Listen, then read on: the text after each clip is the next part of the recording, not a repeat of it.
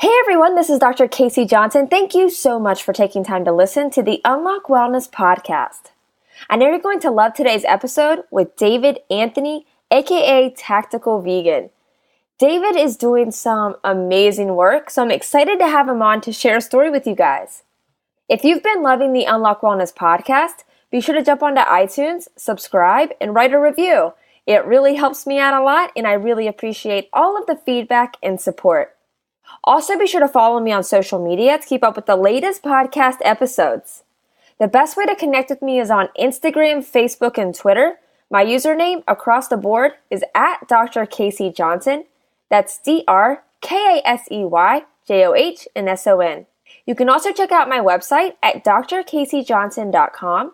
It has all of the past podcast episodes and more information about each guest under the Listen tab. While you're on my site, be sure to check out the Shop tab where you can check out my first book of my Healthy Children's Book series. Thank you again for listening. I hope this episode leaves you feeling inspired to start making positive changes to your health. Now it's time for today's episode. I hope you love my conversation with David Anthony.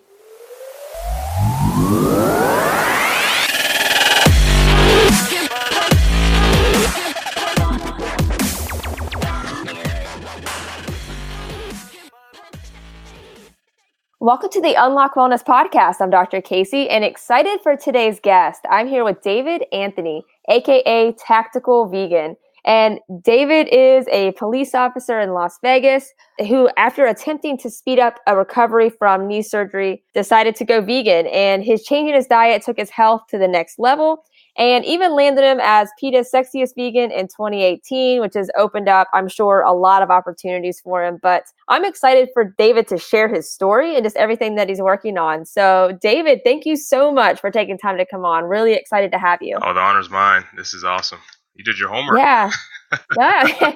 and big shout out to Brendan Fitzgerald, too. He connected us. He is a friend of both of us. Him and his girlfriend, Carly, are incredible. Big shout out to their company, Planet Protein. If you haven't checked out their products, go do it because they're amazing. Amazing people, amazing products. Can't go wrong. And those two are incredible people, and they're very big on sustainability. Even the Planet Protein line, it's all about sustainability. I mean, they have wooden scoops for the protein powder, the wrappers for the protein bars. You can always send it back to them. They'll recycle it for you. I mean, it's amazing. It really is, like just the scoop in general. And guys, we're not getting paid for this right now. So Brendan, you can send us some. Brendan, you can send us over some. No, I'm kidding. You're right. But no, just the wooden scoop in general. I think that's actually. I'm glad you brought that up because that's I think the first protein powder company to ever use a wooden scoop instead of a plastic scoop. Which, if you think about, that's a really big milestone. Absolutely. Because think about how many products there are like that don't do that and how much plastic that's going to save. That's incredible. Absolutely. And that's a big part of being vegan too for the environment. Absolutely. Absolutely. And I want to hear about just how far veganism in general has taken your mindset as far as sustainability and just the environment and everything like that. Before we get into that, I want to hear your backstory, David. First off, where you're from and really just kind of walk us through your wellness journey, how you discovered a plant-based diet, and we'll kind of go from there. Hey, well, I'm a military brat. So if anybody who knows what that is, that pretty much means you travel all the time. I did when I was a kid. So the only place where I've been the longest is Hawaii, and I usually call that my home, Oahu to be specific. But I've born in California, been to Germany, Spain, Hawaii, Vegas, California, back to Vegas. I mean, it's been a journey. So, my dad was in the Air Force. My brother was in the Army. He's actually a firefighter now, which is kind of funny. Me being a police officer, him a firefighter, is kind of like a reality show as it is. Right. You have them all covered. Yeah, exactly. And the last place I've been to obviously is Vegas, and that's where I work. Las Vegas police officer. So having a blast out here. I love what I do. Or else I wouldn't be doing it. That's amazing. You say you like Vegas the best out of all of the places you've lived? Oh, the best? No. The best I would have to say Hawaii, just because it's just full of green and just nature. I love nature. I came to Vegas, it was a culture shock. Right. I mean, finding a just greenery as it is like a diamond in the rough. I had to get used to Vegas, but I do like Vegas. Don't get me wrong, but Hawaii is where my heart is. Right. And like, because you did travel a lot, was it hard for you to stay healthy, or was that even a priority for you and your family, like when you were growing up? No, it wasn't a priority, unfortunately. I ate everything, of course I wasn't vegan at the time. So I mean, Twinkies and donuts and yeah, anything you can imagine was something I consumed. Sugary drinks, sodas. Man, I can't remember the last time I had a soda. I think I was in high school. Yeah, it's I was trouble when it came to sweets. And I still am. I love sweets, but I just eat vegan sweets now. Kind Right. of like eating a salad, right? Exactly. Exactly. So with you, like, did you have like a lot of family members that were dealing with a lot of health issues? Was that ever in the back of your mind that you needed to kind of be aware of that, or it just wasn't on the radar at all? As I got older in high school, it did become an issue because actually, let me take it back a little bit. When I was in seventh grade, eighth grade, my grandmother died from my dad's side, and it was all because of what they ate. High cholesterol, Mm. high blood pressure ran in the family, and the habits ran in the family, the bad habits. And then in high school, that's when my grandfather died. Same thing. He had a stroke, and then he ended up dying, and that opened up my eyes. My dad was on medication, high blood pressure. He had high cholesterol also, and he didn't take good care of himself. Let's call it what it is. But to every child, your dad is Superman. So you think, he's eating all this, and you think nothing could happen. Unfortunately, my dad did die. He contracted condition Agent Orange, which Mm. a lot of military guys back in Vietnam had, and it caught up with him, and he ended up dying a horrible death. He had ataxia, where the cerebellum in his brain shrank. He was 100% disabled. 100. So I took care of him. I was his own personal caregiver, me and my mom. That's crazy. Yeah, and that whole stint where I was just, feeding him, bathing him, helping him use a bathroom, everything you can think of, that opened my eyes completely, but not 100%, And it wasn't until I actually blew out my knee at work, that's when I realized, listen, I have high cholesterol, I have high blood pressure, I'm a mess, I can't even walk right now. I'm going to need knee surgery, which is the first time I ever had surgery to begin with. So something needs to change. And I found a strong why. I always convince people, know your why. Find out what that Exactly. is. Yeah, it has to be strong enough to where no temptation could ever steer you away. And I found my why. And it was my son and my wife. I realized that if I continue on the road that I'm down now, I'm going to eventually crash and I won't come back. So it was up to me. It wasn't up to anybody else. It was up to me. It was about me showing accountability for my actions. And, I ended up becoming vegan, and the rest is history. Man, that's amazing. And I mean, you're absolutely right. Just finding that why. And I mean, having kids is just, just a family. And like, that's an incredible why, because like you were just talking about, I mean, most diseases are lifestyle. I think it's like 97% are caused by what we eat, how we act. Are we moving? Are we being just, still sitting on the couch all of the time? Absolutely. What are we doing? And the fact that you had that awareness, because I think so many people will be like, oh, well, this runs in my family, so I'm probably going to get it. But it's like, yeah, your family, like that might have been happening like in your family, but you're doing the same thing as the generation before you did. Like you're eating the processed foods, then sitting down watching TV 3 hours a night. But it's like, no, I can make changes. And then my son is going to learn that from me. And then I can just, switch that family tree altogether, which I think is incredible that you did. Absolutely right. Thank you. And you brought up a good point. It's about what you do, but it's also about what you think. If your Yeah, mind is full of disease, for example, if you're thinking negative thoughts all the time, expect a negative result. It's just the way it is. But you start thinking positive, you start saying, you know what? The people in my family have died from poor eating habits and poor lifestyle habits. I'm going to make a change. I'm going to change this. I'm going to become the change I wish to see. And yep. once you do that, once you switch that mindset, man, sky's the limit. You know what I mean? It is. It is. And I love that you're going off on that tangent, David, because it really does work that effectively, but we're not saying that that's an easy thing to do, changing your mindset. Like that takes work and Absolutely. consistency. And like there's days where you do not want to have the mindset of, I want to push the needle forward a little bit this day. It's like, I would rather sit on the couch or sleep in, or my bed is really warm. So like for Right. you, right? It's like, so for you, what were some of the things that really helped that mindset shift? Because, it's easy to be like inspired for a few days, but keeping that going for months, years, like that's real discipline. So were there like resources that helped you with that? Or maybe what kind of actions did you take day in, day out that people listening can be like, okay, I can apply some of those things so I can really switch how my mind is thinking day in, day out? I would say a big part of it was who I surrounded myself with. There was two types of people I surrounded myself with: those who lifted me up and those who weighed me down. I got rid of those who weighed me down.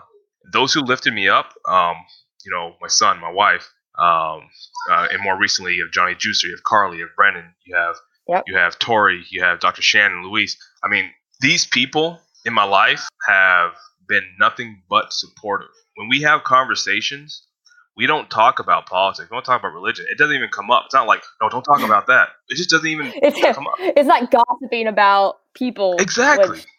Yeah. Exactly. That's poisonous, Yeah. When you talk about other people and you're not willing to say it in their face, that's poison.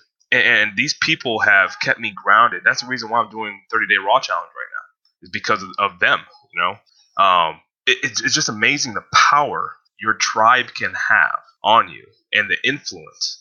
So it's very, very important, and I preach this all the time. It's very important that you pick and choose who you're around. And if you're the smartest person in the room, find another room. You're in the wrong room. Exactly. But people, what happens? They get so comfortable. They bask in the glory of their own comfort, and they expect great things to happen. But what's the definition of insanity? Doing the same things over and over again, expecting a different result, and that's exactly what happens. No, that's huge. I mean, yeah, just surrounding yourself with better people can just take you to the next level. And if you're sitting there listening, you're like, hey, yeah, that sounds great, but the family's not very supportive. The friends I have aren't very supportive. Like, how do I even make those kind of friends, right? Because as an adult, like, yeah, it's a little harder to make friends. Like, you have to actually put in some effort. Right. You have to actually put in some effort to do that. But like, I think it's incredible. And I've seen this so much, just through like social media, the ability to find like-minded people. First off, follow all of the people that inspire you. Keep that on your timeline. Yes. Like if you're scrolling through your Instagram or Facebook and you see like people that are constantly posting super negative things or like, autobiographies about how negative their week was. If you don't want to raise those people, like mute them so you don't see their stories all the time, because those things will, whether you realize it or not, are taking over your thoughts. So like get rid of those kind of people. But it's so easy to find like-minded people, shoot them a message, ask them a question. I mean, that's the only reason like I'm talking to you right now, David, is because I met, Brendan through Instagram. Like we've met in person, we've stayed in touch. Now I'm talking to you like that. It's that easy, Absolutely. So Awesome. It's really like, it's, social media is an incredible way just to find like-minded people. Absolutely. And so like with, you were talking about your injury whenever you were talking a second ago. So whenever you had that knee injury, you had been in the force for a few years, right? That was 3 years ago? So 7 years. Okay. Yeah. Gotcha. Was it just like a wear and tear kind of thing? I tore my PCL like over 85% or something like that. The PCL is the biggest tendon in your knee. It's your posterior, so it's behind. And I had to get, right now I have a cadaver tendon in my knee to replace it. So I had to get a total replacement tendon.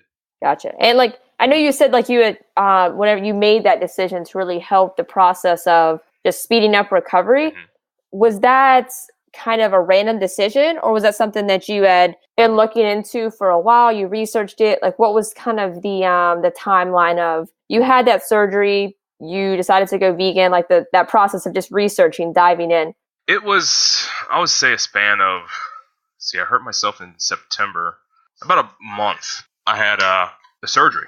So one book that I picked up was the China study, and I did a lot of research online. I read that book. I read a lot of articles. Peer-reviewed studies that convinced me that the plant-based diet is a healing diet. I mean, even if you were like if you were just to Google certain ailments that people have and the remedies, they always recommend, veggies, fruits. It's common sense, really. But a lot of people, they don't want to do that because they of course, they get comfortable. They revert back to what they were taught. Right. You're 100% right. I mean, they do resort back to what they were taught. So, I mean, that's amazing that you found that resource kind of in time for that surgery. So you were able to implement that at that time. Did you notice a huge difference physically once you started to do that? Like, did you feel like you were healing faster once you started to apply that? Oh yeah. First, it started with my mind. I knew that by doing this and creating this positive habit, that positive result was going to happen. So I automatically, it's kind of like the law of attraction. You start thinking, Yep. I'm good. I'm better than what I'm going to be. And that's what I kept saying to myself every day. I'm going to be better than what I once was.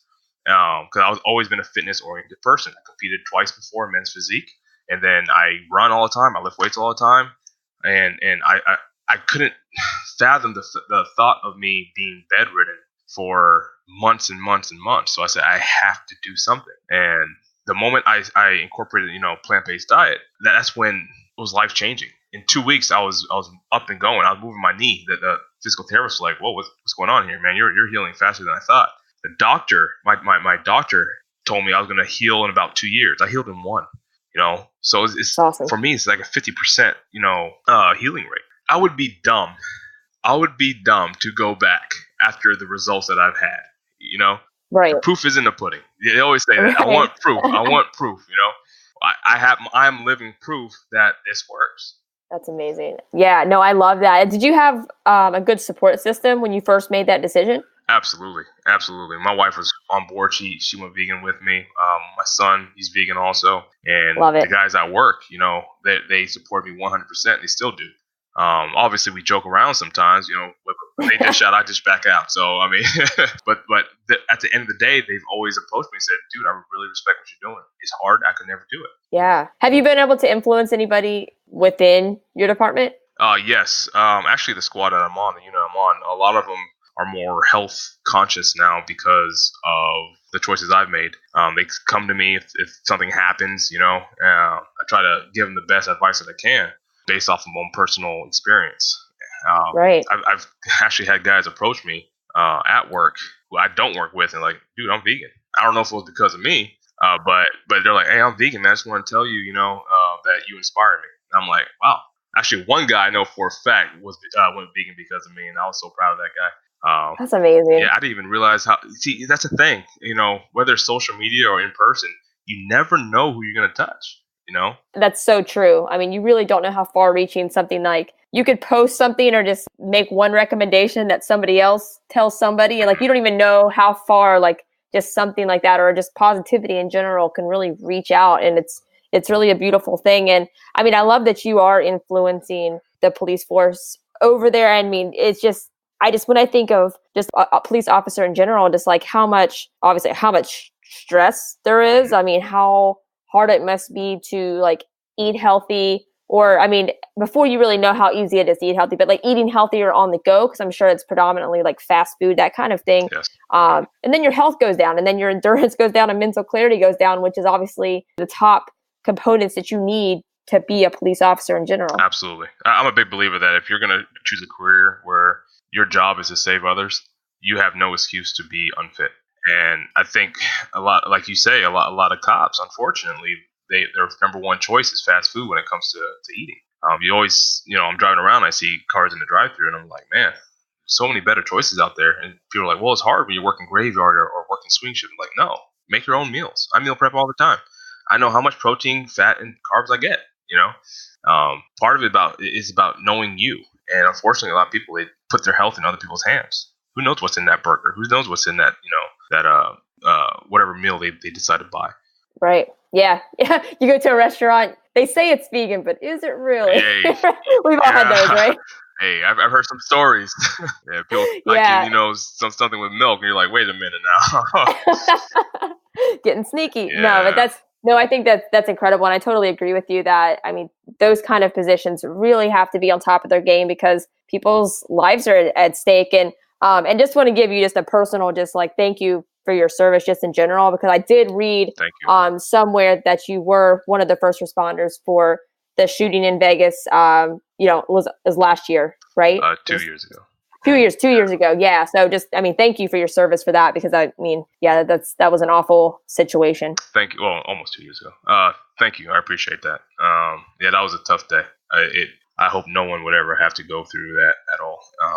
That's probably the most troubling day I've ever had as a police officer. And there's been times where I thought I was gonna die, and that was just bad. So Yeah, yeah, man. Yeah, no, it is awful. So, I mean, I really appreciate what you do and how you are trying to just help other first responders just be at their best so they're ready to serve and save lives. I love that. thank you. And yeah, and I mean, like for you before you decided to go vegan, hmm was it purely for the health benefits, or through your research were you ready to go because of the sustainability aspect of it, the environmental aspect of it? I know you're on board with that now, but was that even really a key thing for you when making that decision at that time? Absolutely not. My first motivation was just health, and a lot of people will say you're not vegan because you didn't think about the animals and the environment. It's like they're right. I only thought about myself at that point, and why I was doing it was for my family. But any vegan will tell you that once you go vegan for one thing, you go vegan for all things. Exactly. It just happens, You start caring. It's the common denominator is compassion. As a vegan, you have to be compassionate, even when there's negativity about. Because if you face negativity with negativity, all you're gonna get is a negative result. But if you show compassion, and a lot of vegans, unfortunately, I don't want to say a lot, I want to say some, because I have hope that the majority is not like this. They tend to chastise those who are non-vegan, and it's unfair because you weren't born vegan. You're a hypocrite if you do that. There's blood on your hands too. You know what I mean? Right. And just because I went vegan when I was almost 3 years ago doesn't mean that the whole world was supposed to go vegan at that time. That's unfair for me to say. You know what I mean? Yep. People will No, go I'm vegan. a big yes. I am a big promoter of just meeting people where they are, because we were all there Absolutely. at some point, and it's like if you like I'm at about 3.5 years. Like, if you would have told me way before that hey, you're gonna go vegan, like this type of like animal advocacy would be an interest for you, and or just on the environmental side, I'd be like, yeah, probably not. Right, right. Yeah, with a steak in my hands or something. Right. Right, Right, right. right. So like that's for most people, that's the case, and you're right. Like I mean, almost everybody that I've talked to through the podcast has said the same thing. It's like they've gone for one thing, and then the other two things it really fall in there, and that's the beauty of it, because once you have that strong of a base with all of it, you don't want to go back. Right. It's not like a diet or like like the fad diet, because you don't. Like for me, like eating animal products right now, that just doesn't sound good. Like I don't want that. Like I don't crave that. I don't miss that, because I have such, a strong like knowledge and belief in like what we're doing, and just like you said, compassion. Yeah. So And what are you really craving? Because when people cook animals, when they cook meat, they use vegan marinades, vegan spices. All yeah, you're really yep. eating tasting is vegan. Yeah, right. The texture, no one Yeah. cares about texture. Yeah, and listen, if you don't believe David with that, like go to a restaurant tonight, order plain chicken. Say, "Hey, listen, I want the chicken. I don't want one drop of seasoning. I don't want one drop of seasoning." And you're not going to do it, because No. that'll be disgusting and like just weird, chewy They probably won't even serve you. disgustingness. They'd be like, no. Yeah, we're not going to give you that. Right. but you're totally right. I mean, those cravings that you have are for the herbs and the spices and whatever else you're marinating with, and that's a very, very good point to make. But yeah, I know like the sustainability side and the environmental side are just, I mean, so interesting, and it's really cool to be just a positive part of that. I just think I think it's incredible what so many people are doing, like yourself, like you. Brendan and Carly, and the sustainability aspect of it has become very, very important for you personally as well. So like, how is that aspect of it, the sustainability aspect, the environmental aspect, how has it affected kind of your overall life, how you apply that to your everyday life, how you're, raising your family? Like just for you, how has it changed just your day to day? A lot of that influence came from my wife, actually. It's awesome. You can find her on Instagram at Vegas Veggie Vixen, but she also has a second page, The Vixen Garden. And I say garden because she's a gardener. And our previous house, it was a quarter of an acre, and we had a little plot of space that had nothing but veggies and fruit. Well, we bought an acre lot, and probably a quarter of an acre of that is going to be all garden. So Very cool. a lot of the sustainability came from her. Recycling, composting your food scraps, that's very important. And even if you don't have a garden, do it for a friend. It's the convenience that you get for having food grown in your backyard is so amazing because one, you save a crap ton of money, Right. and two, you're saving on plastic use. You're saving on they use wires sometimes to tie the fruits and veggies at the supermarket. It's just overall is it's overall vegan. I mean, if you really want to think about it, it's like being the master vegan, because Right. you have your own garden, you have your own dinner plate grown in your backyard. It's amazing. That is true. And it's really cool too, I'm sure for like your son to actually see where food comes from. I mean, they're very, the whole food industry process is a very masked process. So to be able to see like, hey, this is where actual food Yes. can come from. And I mean, I think that's priceless. Oh, my son is very, very active and involved in the gardening process. He helps out my wife all the time. He demands it, actually. Yeah, no, he's only 4 years old, so it's amazing. Oh, that's awesome. Yeah, if anybody were to give him food, he'll always ask, "Is it vegan?" That's just how he is. If it's not vegan, he won't take it. He's incredible when it comes to being the poster child for sustainability. It's amazing. That's incredible. I love that. And no, it's amazing. I have a 3-year-old daughter, so like, and she's vegan too. So it's like I love hearing that. It's just it's amazing to see how it can affect them at such a young age. Like her energy is amazing. Her immune system's incredible. It's just like I don't know. I know you've probably been around a lot of vegan kids too. It's like the energy level is just different, but it's awesome. Absolutely, he's happy all the time. Yeah. And I told someone, who did I tell? I think I told Brendan actually when I saw him last week. I told him that I'm learning so much from him. When you think children are supposed to learn from you, it's the opposite. Yeah. When you have a child, you learn so much from them about. Because as we get older, we forget how to be children, and that's the sad part. We get so serious. Got to pay the bills, got to get that house, and oh my goodness, it's a job that I don't like, but I'm going to keep anyways. It's like, come on now. Children will do what they want. They'll have a smile on their face no matter what. If you tell them no, they'll find another alternative. Yeah. Or they don't give up until you say yes. Yeah, exactly. That too. It's like this amazing like level of presence that we all just need to be aware of and practice more. Absolutely. And for you, like, so you said it's been about 3 years since you've done that, and you did just win PETA's Sexiest Vegan 2018, and I'm sure and that's amazing. Congratulations. So, Thank you. How was that process, and how has the aftermath of that process been? Because I mean, that's a really big deal. Like, if you're listening and you're not vegan, like, even if you're not vegan, you know what PETA is. Like, it's everywhere. Like, that's a really big honor. Thank you. I appreciate that. I always tell people I'm humbled by the experience because it's something I never even thought of. I didn't even think about it. It was a guy I work with who turned me on to it. He's like, "Hey, a police officer was a finalist in 2017. Why don't you apply for 2018?" And I was like, I don't know. You know what? Let me just see what happens. And sure enough, I won, and I was like, "Holy crap!" And that's funny. Oh, my son just repeated what I just said. I shouldn't have said that. Hey, it could have been worse. Yeah, I know. Yeah, exactly. But he continued. The guy who actually turned me on to this contest, he continues to support me. He's actually my partner now, which is funny. But we laughed about it like for days on end, just because who would have thunk it. So right. But yeah, it's a great honor. A lot of interviews. I've been on the news several times. I've been in newspapers, magazines, and opened the door to public speaking, which I've always been passionate about, and motivational speaking, which I kind of tie into my panels.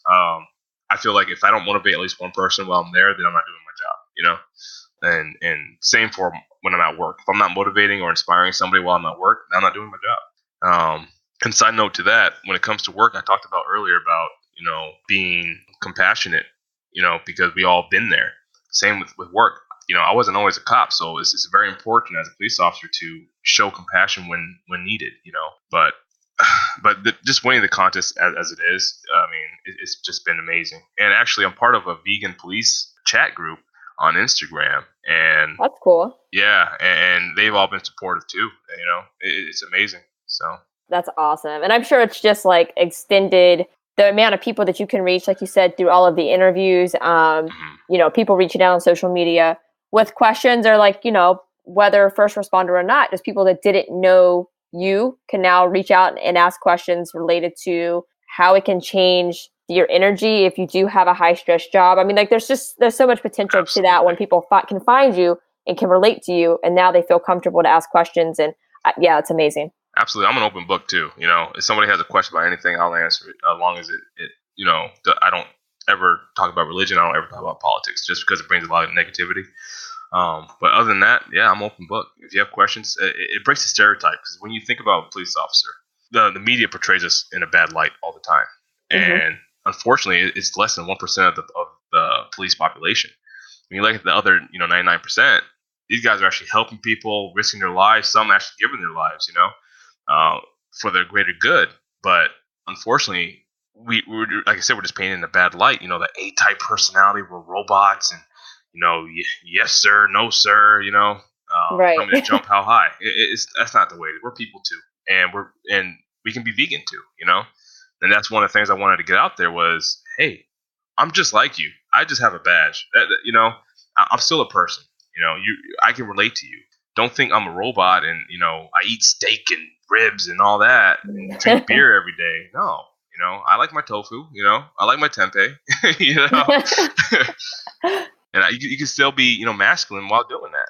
Absolutely. Yeah, I think, and I love that point because I think you could take that even to like the veganism side. It's the bad stuff you hear about just being vegan in general, that whole stereotype, that's a very small percent because the people that I've connected with personally, hundreds through the podcast, Yes. like everybody is so loving and just willing to meet people where they're at and just understanding. And like that is the majority that I've seen. And I think what's portrayed in the news is the 1% that's a little bit hypocritical. So I think Absolutely. that's an important thing to keep in mind as well. Absolutely. Absolutely right.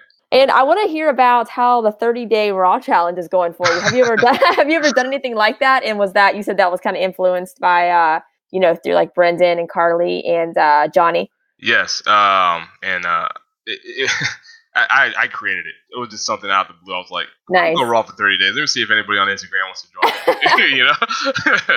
And actually, I have a few that are actually doing it with me. My wife is doing it too. But What day are you on? I'm on what's today's date? 20th. I'm on day 20. So Oh wow. yeah, yeah, You're home stretch. yeah. I know, and it's been remarkable.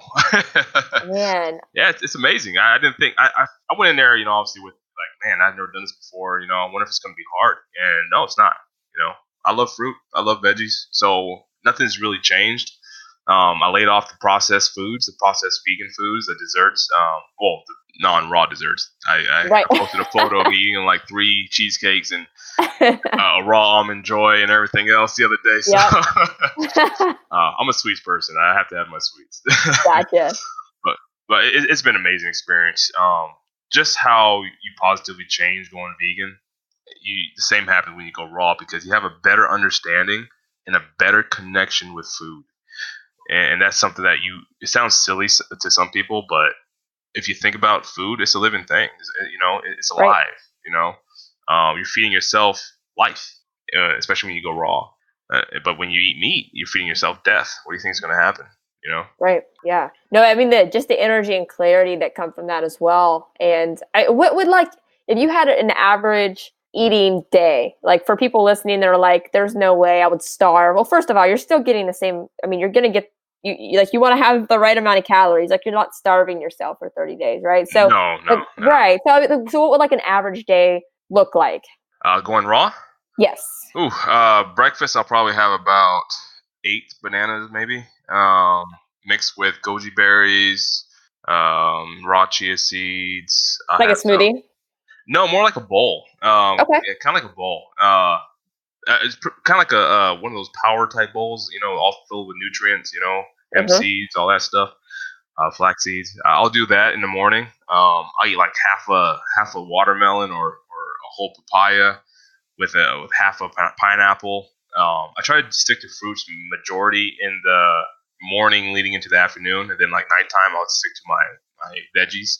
So I have like a huge salad with like raw dressing. Usually made like cashew based maybe, or even like hummus. I just put some raw hummus on top of my salad and call it a day. So Yeah. I eat a lot.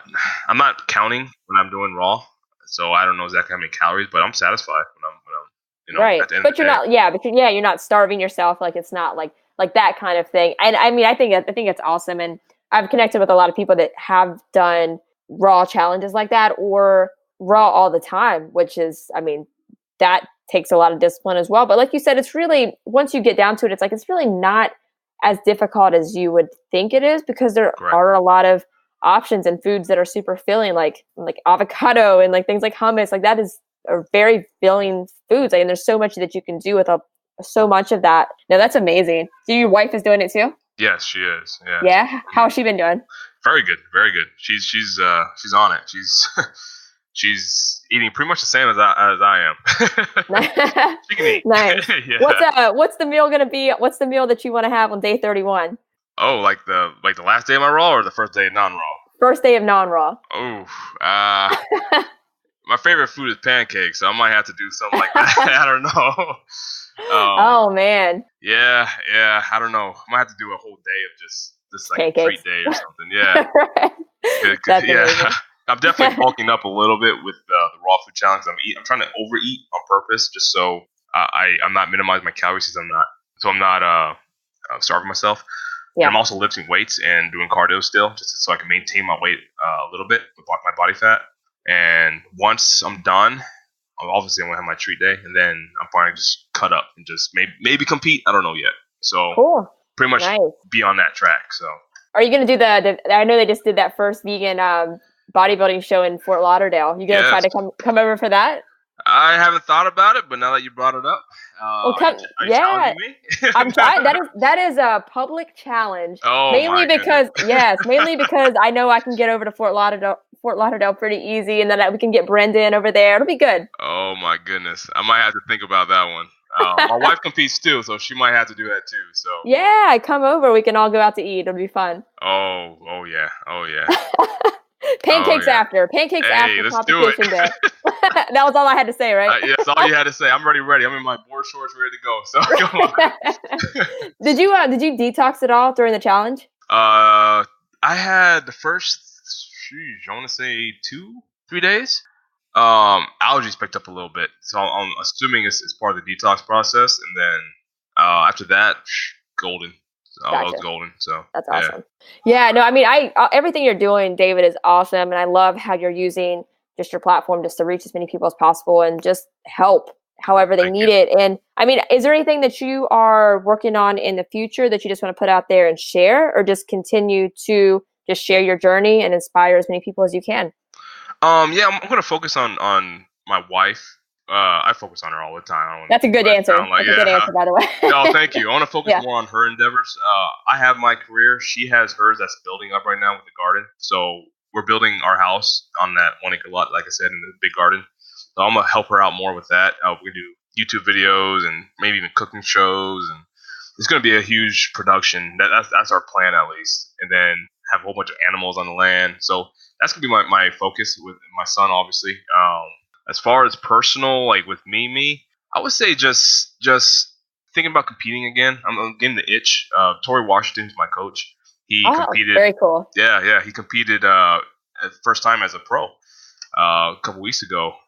He did phenomenal, and that motivated me. So I'm kind of steering towards that direction now. So we'll see what happens.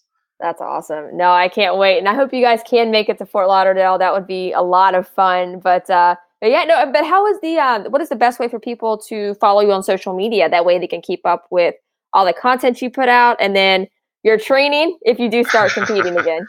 Instagram. That's all I have. Instagram, tactical_vegan. So tactical_vegan. Yeah, it's perfect. Hopefully that my page will motivate you, because that's the goal. That's my goal in life. So awesome. I love it. No, I'll put that link in the show notes. That way people can just go click and give you an ad. And then David, just a closing question that I ask every guest. Uh-oh. But if you just had one piece of advice for the audience, maybe it's something that's been your biggest takeaway on your wellness journey so far, but if you only had one piece of advice to give, what would it be? This is your life. This is yours. Own it. A lot of people tend to live for others in the sense that they get controlled in a negative way. And I'm telling you that you're breathing the air that you're supposed to breathe. You're seeing what you're supposed to see, and you're hearing what you're supposed to hear. This is your life. Don't allow someone to come in there and take control of it. It's yours. So live your best life. 100%. Couldn't agree more, David. And just, again, thank you so much for taking time to come on. I loved having you and excited to connect more with you and your family in the future. Oh, I love coming on here. This is awesome. You did a phenomenal job with this. Thank you guys so much for listening to today's episode. I hope you loved my conversation with David. He's doing so much positive work, so be sure to give him a follow on social media to keep up with everything that he's been working on. You can find his social media links that we talked about in the episode in the show notes, but you can also find them on my website as well at drkaseyjohnson.com. That's drkaseyjohnson.com. Click on the Listen tab. Then from there, you'll be able to see all of the past guests that have come on the Unlock Wellness podcast, read a little bit about each guest, and be able to click on their social media links, websites, all of that. So all of David's information can be found on my site as well. If you guys loved today's episode with David, be sure to jump onto iTunes, subscribe, and write a review. It really helps me out a lot, and I really appreciate all of the feedback and support.